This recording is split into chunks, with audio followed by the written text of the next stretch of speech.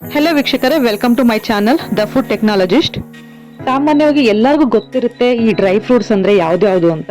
ನೋಡಿ, ಆಲ್ಮಂಡ್ ಅಂದ್ರೆ ಬಾದಾಮಿ, ಕ್ಯಾಶ್ಯೂ ಅಂದ್ರೆ ಗೋಡಂಬಿ, ಹಾಗೆ ರೆಸಿನ್ ಅಂತ ಕರಿತೀವಲ್ಲ ಒಣ ದ್ರಾಕ್ಷಿ, ಮತ್ತೆ ವಾಲ್ನಟ್, ಮತ್ತು ಹಾಗೆ ಈ ಪಿಸ್ತಾ ಮತ್ತೆ ಫಿಗ್ ಅಂದ್ರೆ ಅಂಜೂರ, ಇವೆಲ್ಲವನ್ನು ನಾವು ಡ್ರೈ ಫ್ರೂಟ್ಸ್ ಅಂತ ಕರಿತೀವಿ.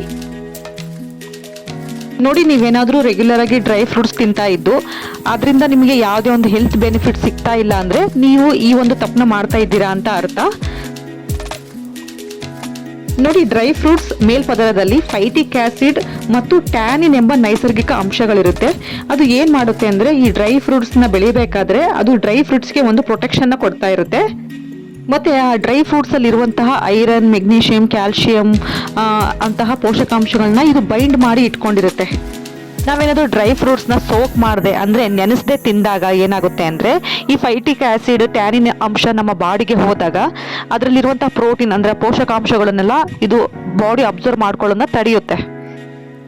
ಹಾಗಾದ್ರೆ ನಾವು ಡ್ರೈ ಫ್ರೂಟ್ಸ್ ತಿನ್ನೋಕ್ಕೂ ಮುಂಚೆ ಅದರಲ್ಲಿರುವಂತಹ ಫೈಟಿಕ್ ಆಸಿಡ್ ಅಂಶನ ರೆಡ್ಯೂಸ್ ಮಾಡಬೇಕು ಅಂತ ಅಂದ್ರೆ ಹೇಗೆ ನೋಡಿ, ತುಂಬಾ ಸಿಂಪಲ್. ನೀರಿನಲ್ಲಿ ಈ ಒಂದು ಡ್ರೈ ಫ್ರೂಟ್ಸ್ ನೆನೆಸಿಡ್ಬೇಕು. ನೀವು ಓವರ್ ನೈಟ್ ಆದ್ರೂ ನೆನೆಸಿಡ್ಬೋದು, ಅಥವಾ 48 hours ಅದು ನೆನೆಸಿಡ್ಬೇಕು. ಬಟ್ ಡ್ರೈ ಫ್ರೂಟ್ಸ್ನ ನಾವು ನೆನೆಸಿಡ್ಬೇಕು. ನೆನೆಸೋದ್ರಿಂದ ಈ ಒಂದು ಡ್ರೈ ಫ್ರೂಟ್ಸ್ ಅಲ್ಲಿ ಫೈಟೇಸ್ ಎಂಬ ಎಂಜೈಮ್ ಆಕ್ಟಿವೇಟ್ ಆಗುತ್ತೆ.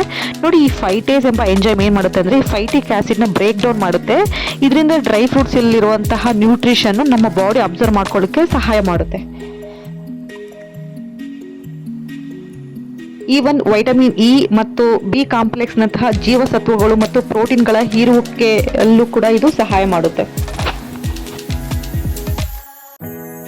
ಮತ್ತೊಂದು ಪ್ರಯೋಜನ ಏನಪ್ಪಾ ಅಂದ್ರೆ ನೋಡಿ, ಈ ರೀತಿ ನಾವು ನೆನೆಸಿ ತಿನ್ನೋದ್ರಿಂದ ಕಹಿ ರುಚಿಗೆ ಕಾರಣವಾದಂತಹ ಟ್ಯಾನಿನ್ ಎಂಬ ಅಂಶ ಹೊರ ಹೋಗುತ್ತದೆ ಮತ್ತು ಬೀಜಗಳು ಹೆಚ್ಚು ಮೆತ್ತಗಾಗಿ, ರುಚಿಯಾಗಿ ಮತ್ತು ಅಗಿಯಲು ಕೂಡ ತುಂಬಾ ಸುಲಭವಾಗುತ್ತದೆ.